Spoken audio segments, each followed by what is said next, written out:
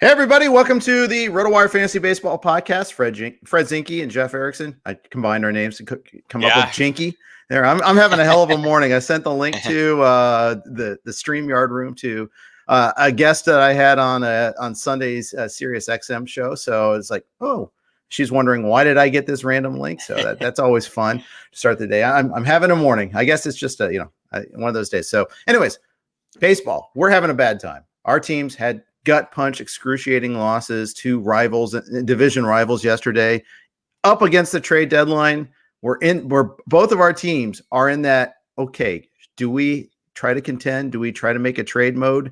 It's not looking good, Fred. No, I think the Blue Jays can more easily say, let's just wait till next year. Like, they're going to have this core for a long time. They're going to be back in Toronto for a full year next year. They could just say, we're going to roll with the team we've got. And if we come back, we come back. If we don't, we don't. The Reds are a trickier situation because I'm not sure exactly where they're going and what their plan is. Like, they only have to catch one team. That's a little different than Toronto. Toronto's a little closer. The Reds are a little further, but they only have to catch one team. They just need the Brewers to go on a slide. Right. But I'm not sure exactly what the Reds' plan is. You might have a better idea of that than me, but I don't see the Reds as I don't see them as rebuilding. I don't know. I don't see them. I think they're stand padding is what they're going to do. I've felt this way for a while, and then this week is only enhanced it. Nick Castellanos is on the IL. That's a big part of it. And they blew yet another lead yesterday against it. They blew it a couple of times, and and part of it is that they got a rare bad start out of Wade Miley. He struggled yesterday. He didn't go 5 against the Cubs. You're asking that bullpen to do a lot. And I'm not mad at the pitchers involved. I'm mad at the front office. And actually, I'm more mad at ownership. I'll save you the rant because we've been there. But it's just you're asking guys like Josh Ochich, Brad Brock, and Keith Hembry to carry a lot of water, and it's just they're not able to do that. They just can't. Yep, the Cubs scored, I believe, exactly 1 run in the 7th, 8th, and 9th innings. Yep, on their way to that win. So just no one could come in and just have that one scoreless inning. It sounds so simple. Just come in and pitch 1 inning. Just don't give up any runs. One guy could do that. They would have at least gone to extras last night. So yeah, I don't know. I don't know what the Reds will do. And I do think maybe my Blue Jays will add something, but I don't think it's going to be like a massive rental. Like, I don't see Max Scherzer coming to Toronto or something like that. I see him going to LA or San Diego. Yeah, LA. I think LA, unless San Diego just pays way too much to try to just keep him from going to LA. The Yankees, I could see happen, but unlikely. But we'll see. Yeah. I mean, I can see the Red Sox saying, "Hey, we got a chance now. We might get Sale back. We get Sale and Scherzer. I mean, all that. Want to talk about like an injection of enthusiasm there for a team, and that's what they need is a good starter, right? Absolutely. They have the Red Sox rotation's been a lot better than I thought it would be, but yeah, they could totally use. Well, anyone could use Scherzer. I feel like it's the Dodgers. I feel like the Dodgers need to keep going right now. Like, Kershaw will be back. There's probably tremendous respect between Kershaw and Scherzer. They probably wouldn't mind, working together with Buehler, for one playoff run and then just see where it goes from there. So, and I know the Dodgers offense has been underwhelming this year, but they could add an offensive piece too.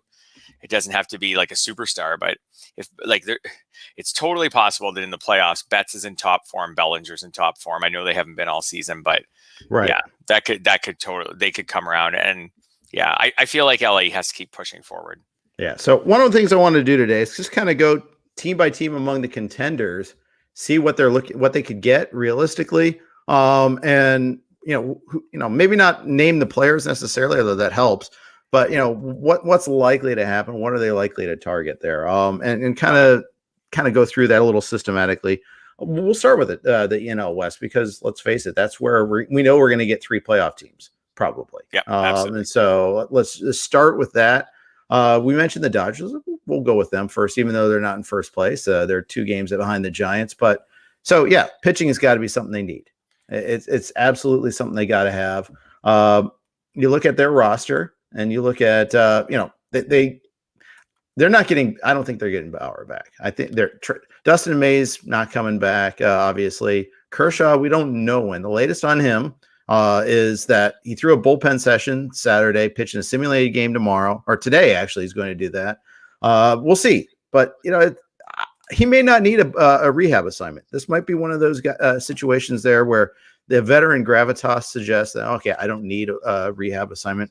Guys like him don't go on those very often, unless it's like coming back from a major thing like Sale or Syndergaard or something like that. But he's not coming back from that. Agreed. I also think with the Dodgers, especially with Bauer, like not getting into like whether Bauer should be suspended right now and everything else, but we know that I think it's not controversial to say that Trevor Bauer is a divisive personality just generally in life.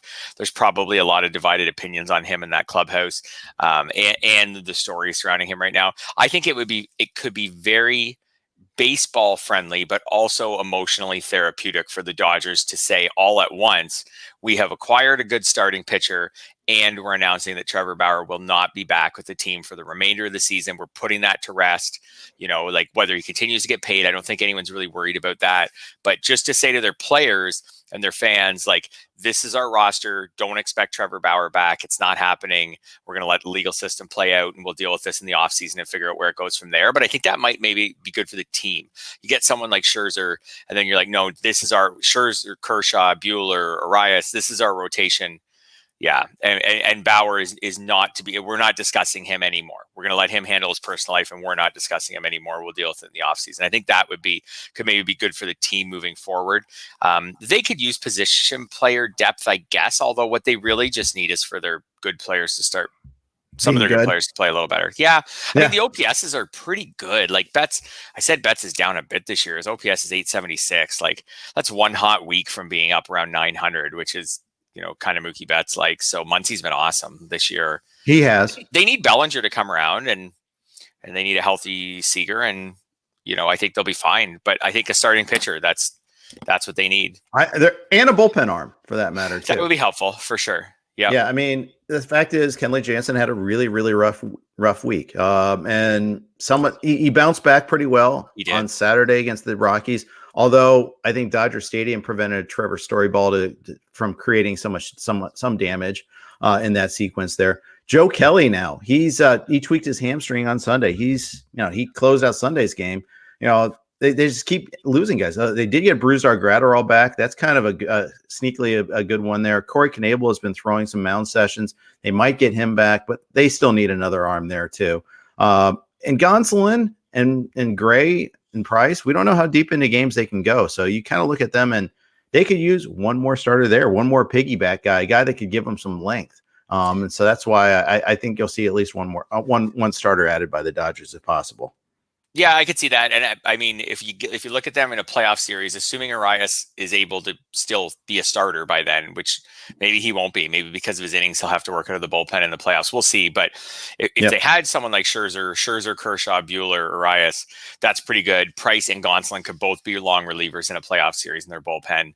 And then they've got like the Victor Gonzalez type specialists and everything. So yeah, a reliever would certainly be good for them.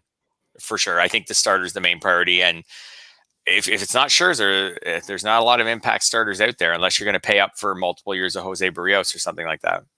Yeah. Yeah. And that's a hot name. I think that's the big name that people, Scherzer and Barrios are the two, and the Nats really just taking a swan dive in the last week and a half has kind of put them back into the discussion. They lost 5 in a row. They're 9 games under 500. They're 11 and a half back in the wild card. They're 8.5 back in the NL East. They play themselves out of this. Oh, yeah, absolutely. And I took so much flack in April on Twitter for saying that the Nats would end up out of the race and trading Scherzer in the summer. And Nats fans were just like all over me. How dare you? This team is going to be good and competitive, and you're giving up on them after 10 games and they had COVID to open the season. And I was like, I don't care about the COVID. I don't care about the 10 games. I didn't think going into the season they were contenders. And here we are. I'm not going to go on Twitter and give an "I told you so" to Nats fans, but you'll go onto YouTube and do an "I told you so" to right. Nats fans. You will do that. This team's just not. That team is just not deep enough. It has star power, but it's not deep enough. And Strasburg, and Corbin, like some of these veterans that have seen better days. The other move for the Dodgers would be, but it'd be riskier, would be getting someone who has no value that they think they can fix down the stretch, that they think could be serviceable, whether it's someone like Corbin or someone like that, someone who they don't have to give up anything for because their team's just happy to get rid of them. And maybe even Nats even pick up a bunch of his remaining contract. But that's the low key move for the Dodgers if they don't want to get in on Scherzer or someone like that. Yeah, that's right. That losing Schwarber when they did was really a killer. He was that hammy is, they said it was pretty much a long-term thing. It was a question of okay, is he even going to need surgery? And, they said no on that, but this is not a short-term thing for them. But yeah, so that's looking at the Dodgers and what they could possibly do and what they could bring back. A couple other things, looking at them too, is they probably need one more depth guy also. Look at the guys, Joe Sheehan had an article about this. No, it wasn't Joe Sheehan. I get my email newsletters mixed up. It was from the Orange County Register. JP Hornstra is who I follow on Inside. I get an Inside the Dodgers newsletter from him. You can follow him on Twitter at JPHOORNSTRA. He does a really good Dodgers email newsletter. He talked about how in the past they've been able to find these depth guys, whether it's picking up Chris Taylor, picking up Max Muncy, or finding contributions, smaller contributions here and there. They've really struggled on that. Pujols is the only guy they picked up that's really done anything this year. They now added Billy McKinney. We'll see what happens with him. Yeah, and I think the change in the trade deadline rules where you can't have those waiver-related trades in August presents a further challenge to teams to really deepen your whole system by the end of July, because you have to be ready for the potential of injuries. So for the Dodgers, it would make sense for any guy who they can either option or think they can squeeze through waivers and get down to their AAA squad, any of those players, for them to pick up just cheap depth players to replace those players, put those other players down who are currently on their major league roster, get them down to the minors. There's a lot of pressure on teams like the Dodgers who think they can go all the way. Maybe not so much on teams that think they can squeak into the wild card, but more like a Dodgers team to say, we got to get as deep as possible, even if that means just picking up all these little veterans. We could use a utility infielder who bats left or whatever the Dodgers decide they need. Get as deep as possible, because if you have injuries, it's now over 2 months. It used to be you could have an injury on August 25th and find a way to just discreetly replace it through a late August trade that goes through waivers of someone who no one really wants and isn't really that important, but you need them, and you can't do that now. Yeah, you can't do that, and you can't expand to 40-man rosters in September either. Yep. So, you're going to see some churn. You'll still see a lot of roster churn in September from the contenders and from and from the non-contending teams too, in just terms of okay, well, let's try this guy out. We'll put him on the IL. You're going to get a lot of sneaky IL moves and all that. At least that's better than not putting him on the IL and just letting him sit and just not telling us. So that happens a lot. At least it did in the past. Our podcast is sponsored by winbet.com, and they're going to do that all year for us. We do actually have copy from them. So here you go. If there's one thing we appreciate here at Rotowire, it's making good decisions, and even more so, making the right decision. Listen up, folks. I have an incredible offer for you with Rotowire's newest partner, WinBet, the premier digital casino and sportsbook app. WinBet is now the exclusive sponsor for Rotowire's fantasy podcast. WinBet brings you all the latest action with a user-friendly interface, moneyline bets, boosted parlays, over-unders, round robins, live betting, and so much more at your fingertips. Want a break from sports betting? Head into WinBet's digital casino and take a spin on roulette, double down in blackjack, slam the slots, or try your hand at baccarat. WinBet, that's Fred's favorite game, by the way. WinBet is currently available in 6 states: Colorado, Indiana, Michigan, New Jersey, Tennessee, and Virginia, while rapidly expanding. At WinBet, the possibilities are endless. WinBet is currently offering all Rotowire listeners a risk-free bet up to $500 on your first wager. Download winbet.now. That's WYNNBET. WYNNBET. WinBet, the exclusive partner for Rotowire's fantasy podcast. All right, we're going through teams, looking at trade needs and possible trade targets. We covered the Dodgers. Let's hit up the San Francisco Giants. After all, they are the first place team in the National League West, and for that matter, that they have the best record in baseball still, even better than the Red Sox because two fewer losses than the Red Sox. Yeah, I love the Giants this year. I just think they're a really cool team. I love how they platoon. They've just been really smart. I mean, to think even with that home park, I believe they're what I forget it was second in the National League in runs scored, something like that. But with that home park, even again working against them, I think it's amazing. And the lack of star power in that lineup, no one on the Giants has 20 home runs. I think it's awesome what they've done this year. And I have some ideas for them. You do?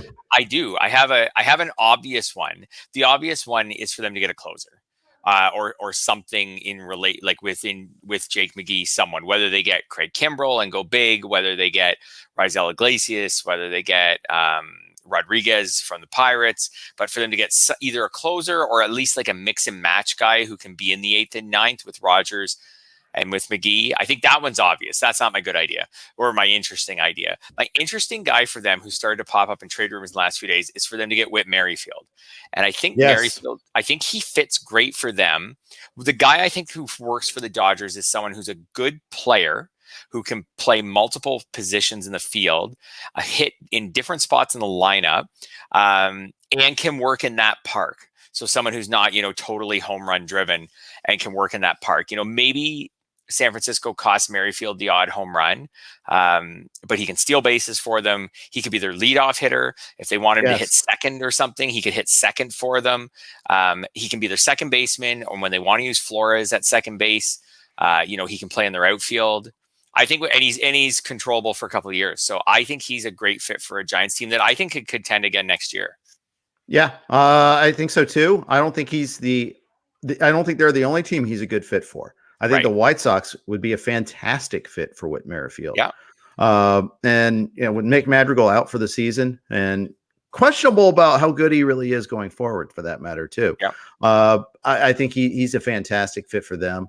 I can see the A's actually being a pretty good fit for him too. But I think they're less likely to make that broad stroke. Although it's worth noting, they did go and trade for Andrew Chafin yesterday, which, in light of other teams' bullpen struggles, including their division rival, the Astros, blowing a huge lead against the Mariners last night, I could have seen Chafin being an ideal target for the Astros too.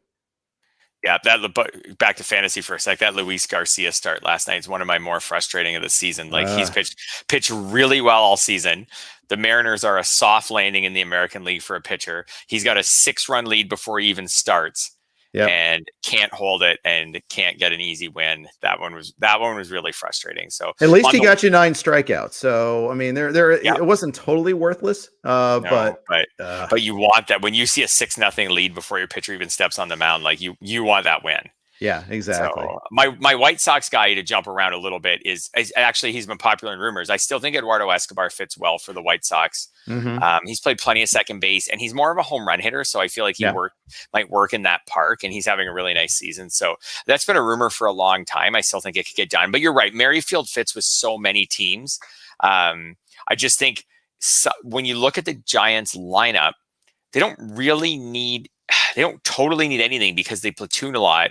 They kind of need, I think, maybe someone who frees up Flores to go back to being third base once or twice a week for Longoria, maybe first base once or twice a week, maybe second once a week. Yeah. Merrifield, I think, kind of fits for that. Escobar could go there. And he can play the outfield too, by the way. That's right. So that's why I picked him. Yeah, that's why I picked him for the Giants over Escobar. Escobar could go there too because he can play second and third. So he could spell Longoria a day or two a week. He could play second the rest of the time. I don't think we see much of Longoria, by the way. He's out with that shoulder injury. I know he's working through a hitting progression, has begun other baseball activities. He can't come back until early August, but we'll see. I mean, he was having a pretty decent season. Yeah. So in relation to that, my guy for the Giants is Josh Donaldson. Okay. Yep, I could see that. That just, the only problem is what do you do with Donaldson if Longoria is back? You play Donaldson and say, Longoria, you go play first base. Because Brandon Belt's out. And I know Lamont Wade's been a great story. Maybe they find some way of working out. Yeah. Wade can play some outfield also. Yeah. I mean, they've been mixing and matching out. Yeah. I feel like you add a talented guy and you find a way to make it fit. They're pretty good at doing that. Donaldson quietly has been pretty good. 843 OPS, 356 on base. You know, he was hurt earlier in the season. He's been fine lately. He's been just fine health wise. Yep, absolutely.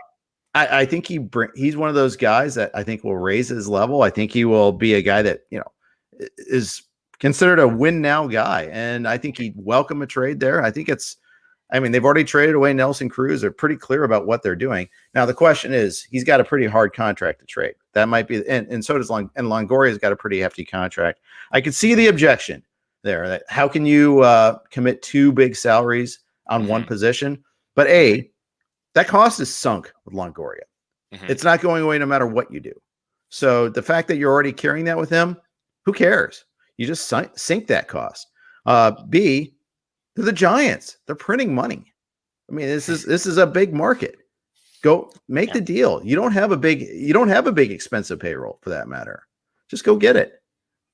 Yeah, for sure. And it also will depend, I guess, on what the Twins, like we talked about the Reds and where they're at. Like, are the Twins just retooling for next year, and do they want Donaldson on their team next year? I think the Twins would be happy to get rid of Summerall, that contract, I would think. But yeah, the Twins have to decide. I think, is this, you know, are they out for a couple of years now and trying to really rebuild, or are they just, this is just a year that didn't go well and they think they can compete again next year? Sure, I can see that. Yeah. Going back to the Giants, like every other franchise, they can use another bullpen arm or two. I think they're actually very thin in their bullpen. Reyes Moranta got hurt early on. He hasn't done anything. They got McGee and Rogers, who have their values. Harlan Garcia, I think, is kind of interesting. They're kind of been like mixing and matching with other guys at the back end of their bullpen. They don't really have a whole lot of depth there, and you saw that a little bit over the weekend. Yeah, for sure. They for sure, I think, need bullpen depth. Yeah, they do. All right. That's 2/3 of the NL West. Let's go with the Padres. This is a team that has been rumored to be in the Scherzer sweepstakes. They've gone through a lot of injuries. They might get to Nelson Lamet sometime soon, but there's now talk that he'll be coming back in the bullpen. Yeah, it's wild to think that maybe the Padres could use a start. It's just wild to me to think that they would need a starting pitcher after all the pitchers they traded for in the offseason. But, I mean, you know, Darvish is fine. Musgrove is fine. Chris Paddock isn't good. Blake Snell hasn't been good. I don't know what Ryan Weathers has been good, but like, I don't know what you'll get out of him going forward. Like, they kind of need a starting pitcher. Yeah. Well, and like usual, he only went 4 innings, threw 73 pitches on Sunday and went 4 innings. His last outings, 4 innings, 2 innings, 5 1/3, 4 innings, 3, 5, 5. This is part a Jace Tingler issue. It's part a Weathers issue because he has a very quick hook with all of his starting pitchers. And we've talked about it. They have a deep bullpen, but they're really asking a lot of that bullpen too. Yeah, absolutely. I'll give you a name for the Padres. Or for a bunch of these teams that could use maybe a mid-level starter, is just Alex Cobb. I think he could be, depends what the Angels want to do.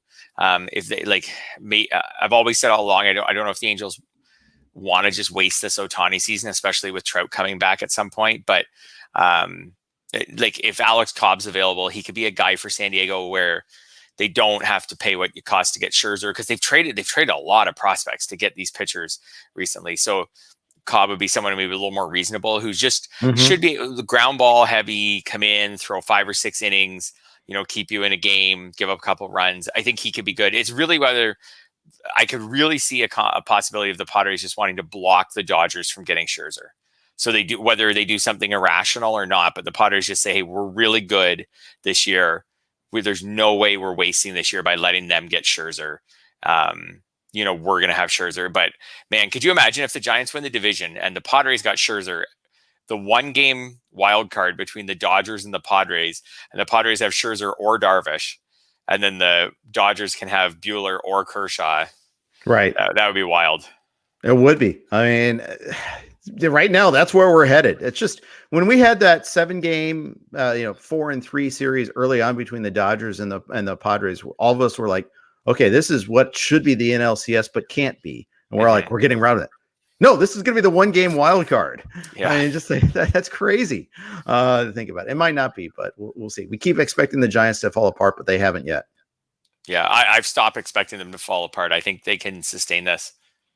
Yeah, they can. Yeah, because they're not doing it with like, I guess a little bit on the pitching side. Like some guys like Gossman maybe have been a bit over their head overall this season, but they're not really doing this with like someone who you're like, okay, this guy's not that good and he has 25 home runs. Like their offense is so spread out.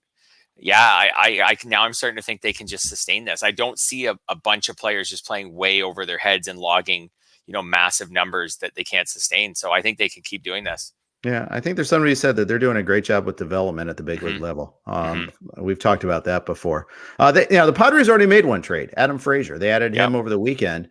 I'm curious to see how the pieces fit with him. I see where we list him ahead of Cronenworth at second on the depth chart. I tend to disagree with that, but I think he's going to be a super sub playing all over the place. I think he's going to play a lot of places, and I don't think they want to bench Cronenworth, who's been batting third in that lineup most of the year.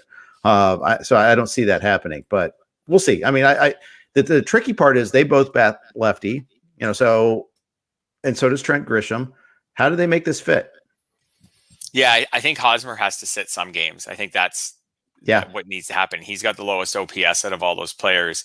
I think Hosmer sits at least a couple of days a week, and that helps fit them all in. You're right. Like maybe Cronenworth plays half the games at second and a couple of games a week at first. Maybe Frazier plays half the games at second and a couple of games a week in the outfield. And Jurickson Profar becomes almost an afterthought, who's not having a good season. But I think he becomes now someone who only starts maybe a game or two a week and mostly just comes off the bench and pinch hits. Yeah, 649 OPS. I thought he had played a little better lately, but then I looked at the last 21 days and it's 703. So he really recently in the last 14 days, he's been better. But I tend to agree. I think, but Profar and Kim and Ryan Roof said they're going to lose the most time. I mean, they're already subs though. I mean, that's the thing. Those guys were the super subs. They weren't the starters. Someone else has to give, whether it's Hosmer or Cronenworth or Myers or Pham or Grisham. They're going to have to sit some too to make this all work. And granted, I think there'll be opportunities for that to happen, but it's just realize there's a little bit of a squeeze there. All right. Before we move on to other divisions, a quick note from our Blue Wire sponsors. Okay, that was a quick note. All right, let's talk about other divisions. Milwaukee, they're comfortably ahead in the NL Central. They're 7 games up on the Reds. I mean, let's face it. The Reds have really steep odds to get any sort of chance to contend for either the division or the wild card. Cardinals are in the same boat. The Cubs have already traded off. They've traded away 2 players already. So no, they're not there. But they're 50 and 51. The Reds are 51 and 49. There's not much difference. I mean, the Brewers. They've already started like trying to get some rest for their starting pitchers. Freddie Peralta only pitched 4 innings in his last time out. They have 6 starters, and I think they're going to do more load management because they can.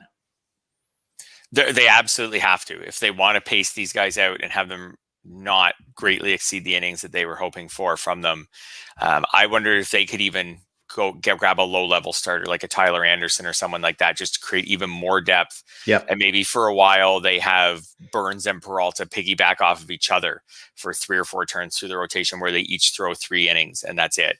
And it keeps them sharp, but limits their innings. I don't know what they're going to plan to do, but they're a team I think that I don't know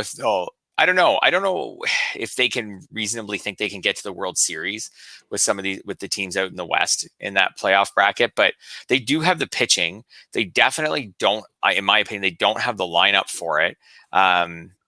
Figuring out how it's a pretty clear formula. I mean, it's run prevention, right? They've allowed 3.74 runs per game. That's right in line with the Giants and the Padres and the Dodgers. I mean, all 3 of there's a pretty common theme. Same thing with the Mets, for that matter, in the East. It's run prevention is how they're getting there, and it's good. Go ahead. But I was going to say, but I would be shocked once they meet up with a team in the playoffs with similar abilities to prevent runs. I just look at that lineup and I don't see how that lineup musters runs against a Padres rotation or a Dodgers rotation or the Giants. Like, I feel like they just aren't going to score, which means to me, because Christian Yelich has let them down to such a great degree. Which means to me, the only way for them to contend would be to add like a real, like you want to talk about teams that could get Josh Donaldson, like they need to add like a real middle of the order, like someone who in a playoff series could hit 3 home runs or something in a series, like really drive in 6-7 runs in a series, like someone who in the middle of that, because it's supposed to be Yelich and it's not. And you know, these guys like Travis Shaw and Daniel Vogelbach, they've all been terrible. Your boy Rowdy Tellez, he's only, you know, he's there now. Not the answer. No, not the answer. Jackie Bradley Jr. is absolutely awful for them. I thought he would be okay. Like he's 555 OPS. So, you know, whether it's an outfielder or a first baseman, they like, I think they need I have an article coming out later today for Yahoo just on where I think players could land at the deadline that would be great for them for fantasy.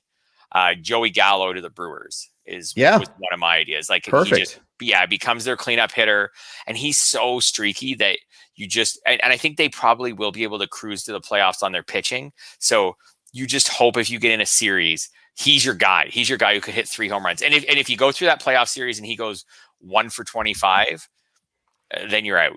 Like, well, and Keston Hero was going to do that for you anyhow. I mean, that's the other. I mean, we talked about what a disappointment Yelich is. They were counting on anything from here. He's not even playing anymore. He's like sat 4 of the last 5 games. He's just not playing. Period. And that's a huge, huge negative for them. And so I think there's a clear opportunity to trade for a first baseman. Yet again, Vogelbach's out for a long term. Tellez isn't doing anything. Jace Peterson's a good story, but come on. That's not really your first baseman. That's not a playoff first baseman. Their whole formula is 3-2, 2-1, 1-0, right? And that's what they're hoping for. But they need to get that one. They need to get someone that can run into something. Ryan Roof suggests maybe Eddie Rosario, if healthy, is a good fit for the Brewers. Kind of. The only thing I have a problem with that is, I mean, they do have a ton of outfielders. Yeah, especially Tyrone Taylor. Good. Yeah. Well, Tyrone Taylor's not bad, and they're not going to sit Yelich. You know, that's the thing. And then Avisail Garcia he's been okay. Garcia's been okay. Yelich, you're right. They're not going to sit. And then there's Lorenzo Cain, who hasn't played well, but he's there. Played. Yeah. And he's hurt again. And when he has played, he hasn't played well. And Taylor's there. So Gallo to me is interesting because he can play first or the outfield. So you can decide by the day if you want to put Vogelbach in for a game or Tellez or something against a right-handed pitcher, then maybe Gallo plays in the outfield a bit, or just for pinch hitting and moving Gallo around later in the game. Yeah. And of course, with all this Brewers talk, we got to remind ourselves they already made a huge trade that worked out extremely well in getting Willy Adames. What a land that was for them. Yeah, absolutely. I did mention that is when they traded for Adames, it was right before they hit a stretch where their schedule got really friendly for hitters. And he seemed to be the guy out of all of them who took the greatest advantage of that. And the Brewers did win a lot of games during that stretch. That's, a good stretch where they kind of kept or pumped up that division lead. But since the All-Star break, since that stretch ended, he's continued to hit well. So I got to give him credit. Now, the last few days, he has slowed down, but he came out of the All-Star break hot. And I think what he got 8 hits in his first 3 games. Now, since then, he's had 1 hit in 5 games. So we'll see. But it was like from about mid-June to the All-Star break, they had a really nice schedule, and he fully took advantage of that schedule. Like, he had great games at Coors Field. He had some great games against the Pirates. And my Reds. Reds. So a lot of teams that, are kind of up and down with pitching. In those last 5 games, he played AL teams, so he went back to his old ways. But don't worry, NL teams are back on the schedule. He'll be fine. It's not that simple, but it feels like it is sometimes. Yeah. All right, let's go Mets. Let's go back. Let's go to the East. The Mets. They're not a sure thing in the NL East. They're 3.5 games up though on the Phillies. Phillies had a big comeback win. And Andrew McCutchen with the 3-run homer off of Brad Hand. Talking about sliding glass doors there. I mean, Hand might be on the way out, and McCutchen, and keeps the Phillies in the discussion. And the Phillies quietly, they're a game over 500 now. They're not. I mean, they're one good series away against the Mets away from being right there.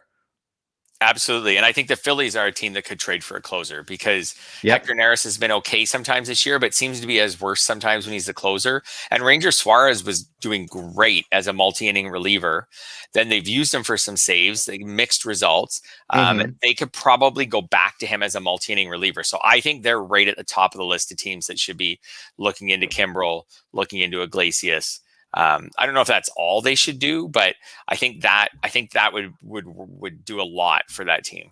Yeah, for that bullpen. Yeah, I agreed. And meanwhile, the Mets, I mean, they if you listen to their fan base, they could trade for anybody that's out there on the market. But I think third base and shortstop are the two areas they could address. Lindor is going to be out for a while, and they could use a short-term rental at shortstop. Obviously long-term they're locked in with him, but they need another bat in the left side of the infield, and they got JD Davis back. We'll see if he's an answer there, but I wouldn't be surprised to see some mixing and matching going on with that. And then, of course, and need more arms. I know you ask any Mets fan, like Edwin Diaz isn't a closer, but come on, he's not going anywhere. They might add more depth to their bullpen. They may add another starter. They already added Rich Hill, though. I mean, frankly, they're getting Carrasco and DeGrom back. I have a hard time seeing him at a starter. In fact, I don't see them making a big, huge trade. I don't see it happening. No, the Mets are interesting. The more I looked at them when I was working on that article, I can't find the obvious weakness there. Like they have some players. So like Jonathan VR has actually been okay for them. His OPS is 729. He's played 3 positions. Like that's what you got him for.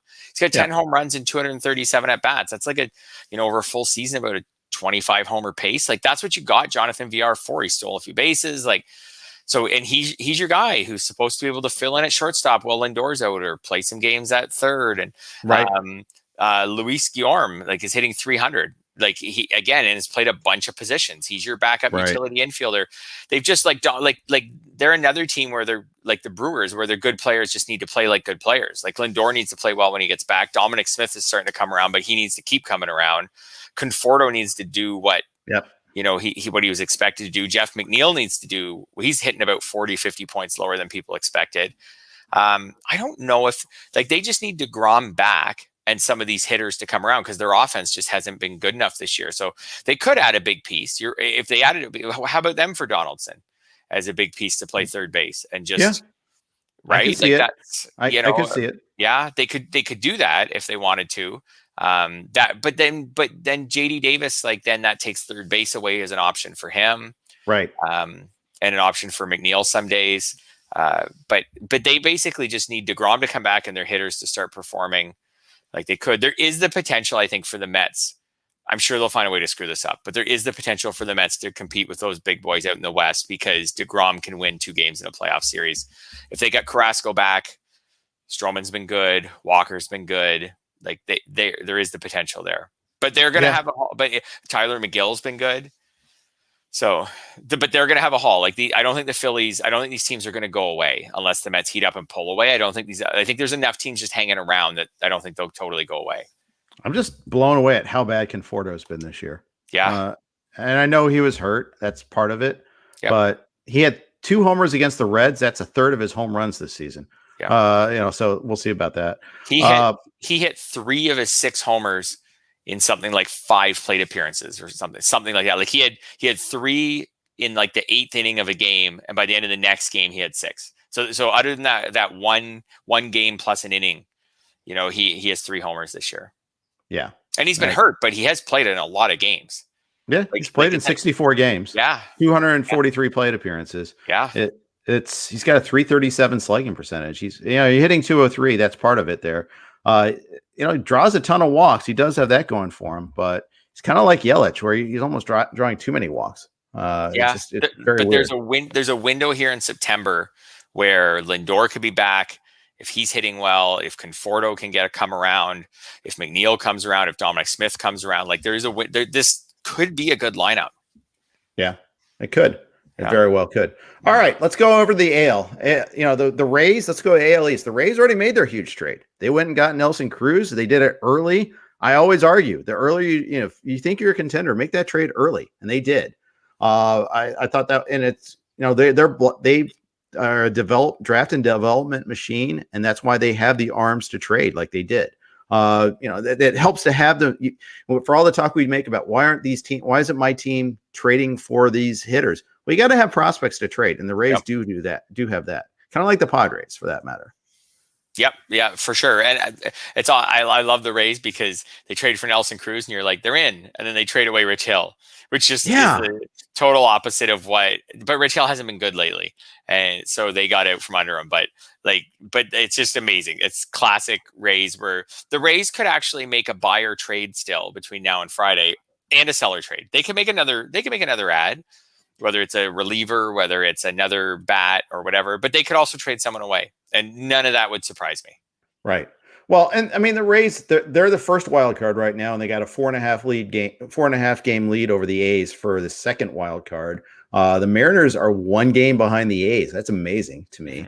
They're 9 games over 500 now. The Mariners have a better record than the Yankees, a better record than the Blue Jays, a better record than Cleveland. I mean, it's pretty wild to see that, but here we are. The AL wildcard race is actually pretty wide open, whereas the NL one is pretty much done. I mean, we pretty much know there's 3 NL West teams going in.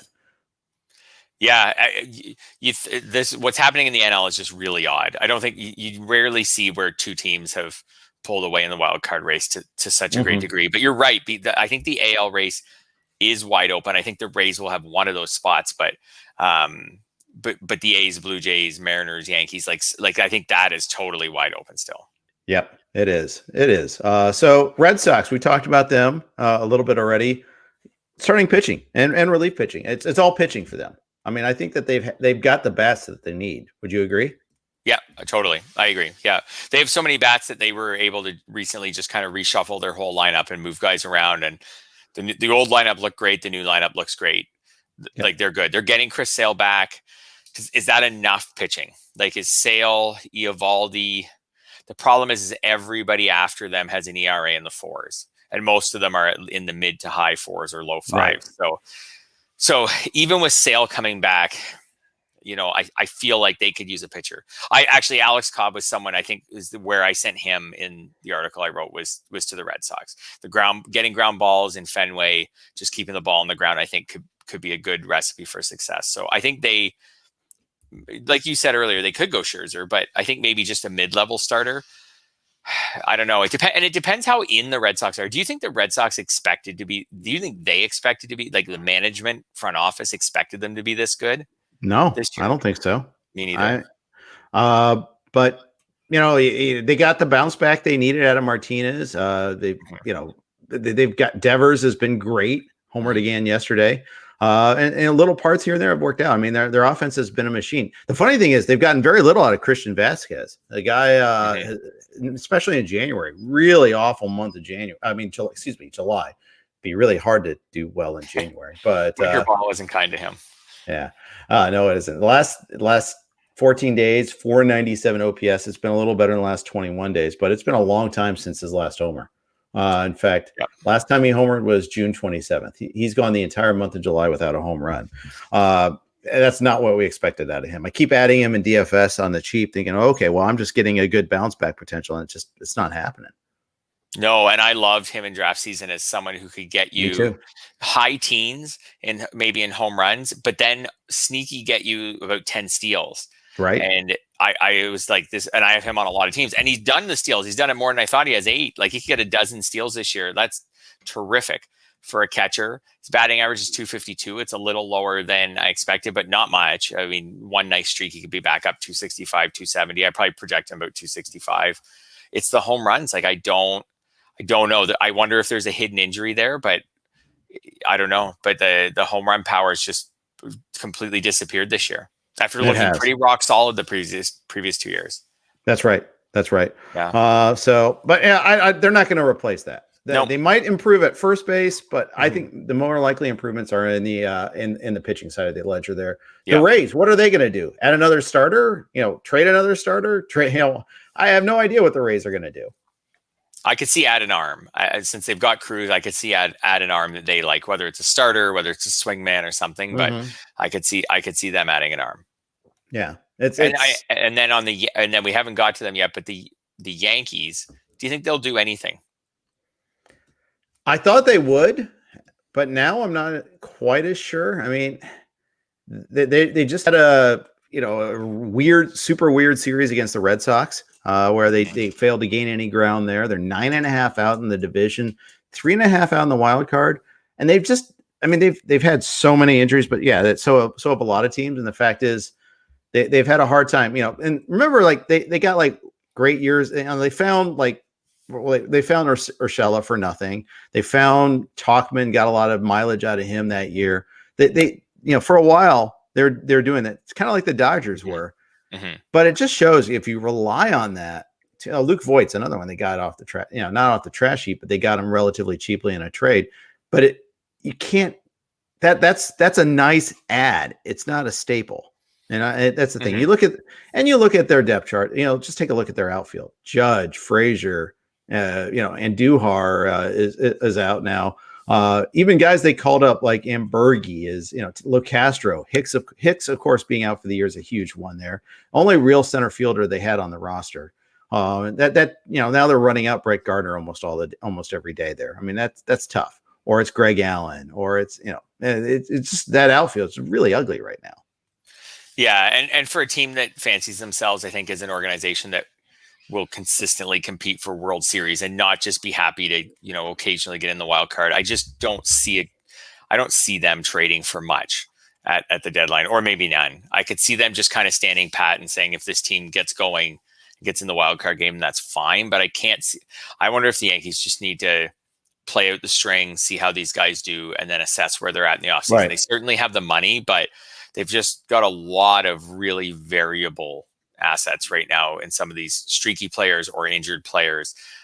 They went in on some of these guys like Tyone and Kluber with injury histories. It hasn't worked well enough. I think they can compete all way. They can be playing meaningful games till the middle of September with this roster, and that may be good enough for this year. Yeah, that's not what Yankee fans want to hear, though. They do not want to hear that at all. But I just don't see this organization as one that gives up a bunch of prospects just to try to get in a wild card game against the Rays in Tampa. Right. They're getting Severino back at some point. He pitched 2 innings in a simulated game over the weekend. So that's one guy they'll get back. But yeah, I don't know. All right, we're running a little short on time, so let's keep rolling. Your Blue Jays, they've added a couple of cheap relievers. That's helped. It's better than what, for instance, my Reds have done. But and yesterday aside, Trevor Richards has been pretty good for them. Simber, I think, has been all right. I haven't followed him closely, but I like that they're at least made some effort to try to improve their bullpen. What else are they going to do, if anything? Yeah, I think a starting pitcher who's controllable next year is something they should be looking into. Like a lot of their rotation isn't under contract for next season. So I think that's what they should be looking into. The Blue Jays have a ton of prospects right now, like on the positions player side. So they're headed for a real logjam. They have a lot of prospects, but they also have Guerrero, Bichette, Biggio, a lot of these guys Teoscar, who you can see, Springer, who are either signed long-term or so young that they're in arbitration for a long time. So they're going to have some good prospects who are going to get blocked. So if they could move one of them for a Barrios or someone like that, I think that's the direction they should go in. And if that's not possible, then maybe they just stick with what they have. Yeah, I think that's probably right. Let's keep rolling. The White Sox, they're 8.5 games up in the division. They're making the playoffs. There's no doubt about that. Yep. They just got Eloy Jimenez back. They're probably going to get Luis Robert back. Are they going to fall behind the whole, this is our trade deadline acquisition by getting the injured players back? Or are they actually going to trade for Whit Merrifield or someone that help moves the needle for them a little bit? Yeah, I think for them getting a second baseman is a really good idea. Like you said, they are going to win that division. This is a really good roster. I do think they're set up to be a good team for a few years now. But I think getting a second baseman is a must. On the pitching side, they've been really healthy in the rotation.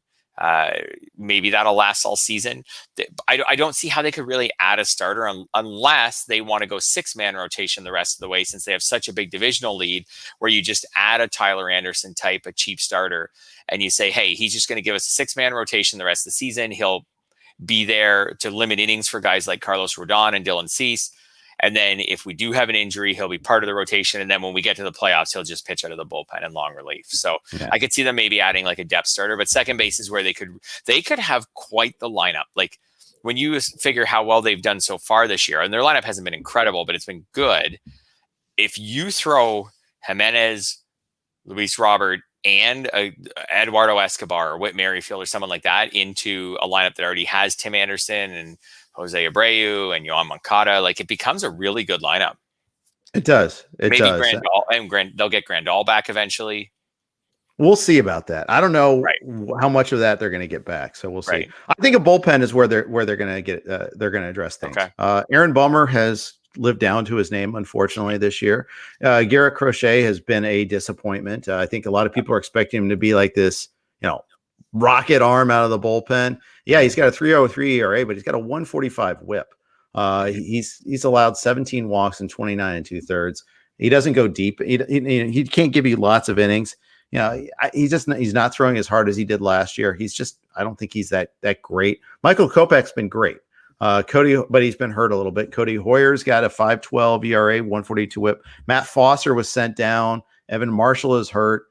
Fact is, they were expecting that bullpen to be a strength. And aside from Liam Hendricks, it really hasn't been. So I see that as probably the most likely path. It's easier to go out and get a bullpen arm, cost wise. But so that's where I see. I don't see them making the bold strokes that, Bennett Carroll, my producer on Sirius XM, is a big White Sox guy, and he keeps on discussing how he's not expecting anything because they never do anything big. And so at least at the trade deadline, they made the bold stroke in the offseason going out and getting Lynn. So that was their big bold stroke, and it worked, by the way.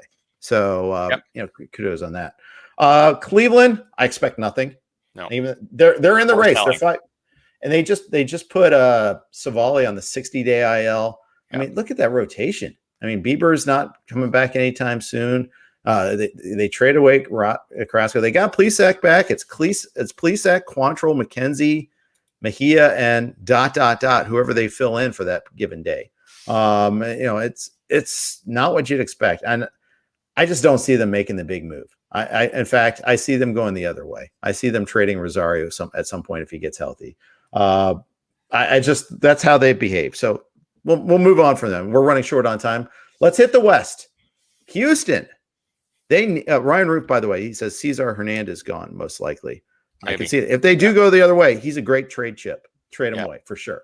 Yeah. That might be your answer, by the way. If you can't get Whit Merrifield, go get Cesar Hernandez. White Sox, there you go. There's your answer. And then Cleveland fans can throw up in their mouth when they see Hernandez hit against them. So there's that added bonus there too. All right, Houston. They blew a lead badly last night. It wasn't just Luis Garcia, although he was bad. It was the bullpen. They couldn't get the game to Ryan Presley, and Presley probably wasn't available yesterday anyhow. But that's a hideous loss. Hideous loss. They had an 8-0 lead in that game. Got 8-3, 8-7, lost 11-8. They need help. That's the one thing I think is a point of weakness for this team. Absolutely. I think Houston should be going for it this year because, Boston's surprisingly good, but I don't think they have enough pitching and maybe to go all the way.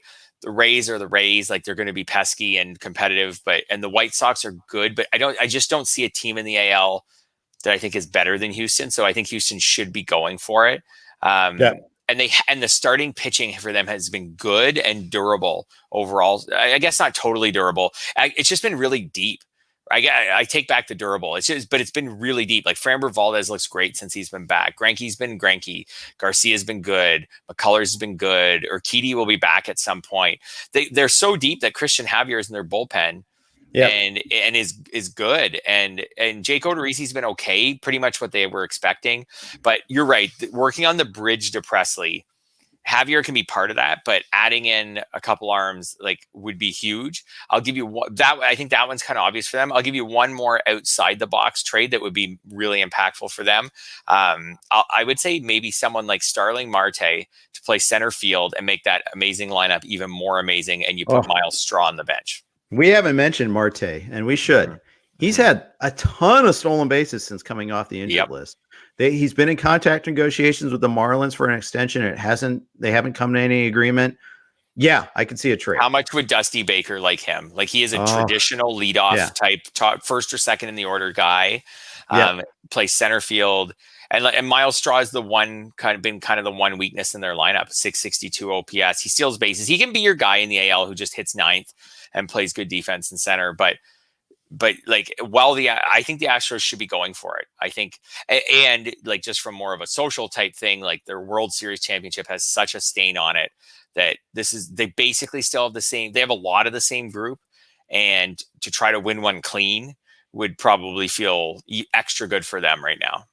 And I'll be honest, I really, my narrative is on Dusty Baker has changed a lot. I'm rooting for him now. Yeah. Although, I mean, then again, I think that hurts, the A's, and as I like to say with Scott Jenstad, our A's. So, that I don't know if that, but I am rooting for Dusty. I mean, I like Dusty, and I think he got a raw deal a little bit in DC, and I think he got a raw deal with my Reds. So, yeah, and I don't think he's a perfect sabermetric manager, but most aren't. I think he's a great leader of men, and I think he deserves to and he gets 1-year contracts, and he's a better manager than that. So, anyways, just sidebar there.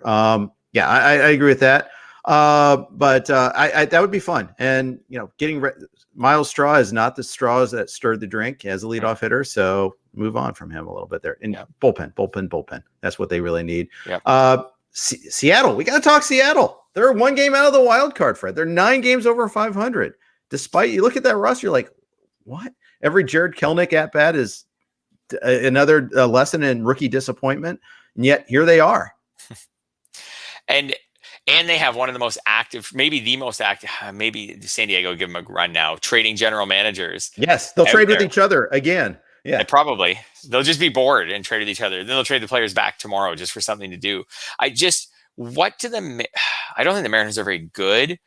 I felt like they should have been selling. Now I feel like they can't sell. Right. They could kind of use. So Graveman and Sewell have given them a really nice back end of their bullpen, better than a lot of the teams that we've talked about as far as how these guys have pitched this year. And second writer lately too. That's right. And that's huge. And that's why they're in the race. And that's why teams like the Reds and the Blue Jays aren't, because they're getting these key outs late in games. And maybe these guys can do that all season. As far as what they need, they could use like so many things, right? Like they could use an outfielder, and then for sure. And Kelenic just goes back to the minors, and we'll try this whole thing again next year. That to me would be an obvious. You've got Haniger, you got Fraley who was hitting well, working his way back. Kyle Lewis, like we'll see what they get back. I don't know. Yeah. So a big hitting outfielder, their lineup is not good. A big hitting outfielder would make a lot of sense. I think that's probably the most sensible one, but they could use starting pitching too. But if you were good, but I think that they'll be smart enough to say that they're not interested in paying much for a rental. Yeah, I think you're probably right about that. Logan Gilbert, last 60 days, 2.93 ERA, 0.96 WHIP. I want to talk about a guy that quietly under the radar has been awesome. Chris Flexon, really good at home. Really good. Yeah. Really good, period, but especially at home. He's one of those splits guys, if you take a look at him. At home this year, he's got a 1.89 ERA, 0.99 WHIP. On the road, 5.92, 161. Not as extreme as Blake Snell, but it's pretty darn close. But yeah, they're now in that position. They could do something. It's just a question of what are they going to do? I mean, they're using Luis Torrens, a catcher, at DH right now. I mean, that's where they're at. They called up Cal Raleigh as one of the prospects at catcher, and he's not doing anything. They added Jake Bowers. He's not doing anything. How is this team winning? It's crazy. Joe Sheehan's newsletter is pretty good about breaking down their disparity in clutch situations versus any other situation. That's partially how they're getting it done. Yep. And so maybe they can take advantage of this. Like, even if it evens out, if that luck is going to even out, but if they maybe they had 2 hitters, right? Like they could add an outfielder and a DH. Yeah. And pretty cheap, I would think that they could get players like that. So I don't think they'll pay a lot, but there will be guys out there, who they can pick up. Whether it's, I think I saw someone mention, might have been Eno Saris, I forget, but someone mentioned maybe Carlos Santana could get traded at the deadline. Like maybe he's their DH down the stretch. I don't think it would take much to get him. So they could add a corner outfielder and a DH, and all of a sudden have a lineup that looks a little, because Mitch Haniger has been good this year. So he's hitting second. Like maybe then the lineup looks a little more like the lineup you're supposed to have if you're an actual contender. It's still not good, and Ty France has been okay. They could add a leadoff hitter. They could do that whole thing. Yeah, but I don't think they're paying for someone like Marte. I'd agree. But unless they're willing to then pay him, like unless they're willing to talk to his agent before they trade for him and say, what do you want? Okay, let's do a long-term deal right now. And you're going to be part of this new core going forward. But with the outfield prospects they have, I don't see that happening. I think cheap rentals to make their lineup more respectable, and maybe they get in, and then they're just free money. You've got a wild card game against the Rays, and I'm not saying you don't care what happens, but you shouldn't even be there in the first place. So you just cross your fingers. That's right. Yeah. All right. Well, we got to head out here because I got my Sirius XM show. So, but tying up a couple loose ends. Brewer. We covered the Brewers earlier. We covered the Phillies earlier. So yes, we those are two teams. Catch them earlier in the podcast. Brad Johnson says Jays could acquire Barrios. I think you'd like that, wouldn't you? That works for me. Yeah. And quickly, Herman asks, would you trade or drop Conforto for Jorge Soler? Soler is on fire right now. 2 homers yesterday. I probably wouldn't do it, even regardless of that. But I understand the impulse, but I probably wouldn't do it. So that move going real quick, but that move is not about picking up Soler. It's about dropping Conforto and saying you're done with him and you're just going to stream the spot for the rest of the season. If Soler cools off, you're going to someone else. But it's more about saying you're done with Conforto, and I can't be done with Conforto quite yet. I'd agree with that. With that as well. All right, that's going to finish us off. Thanks to WynnBET. Please, if you're in one of those 6 states that can bet there, please do so. Thank you for your sponsorship. Thank you guys for listening. Thanks for all the questions. We got the Prospect Pod tomorrow. A lot of trade deadline stuff this week. Thanks for listening to Rotowire. Have a great day.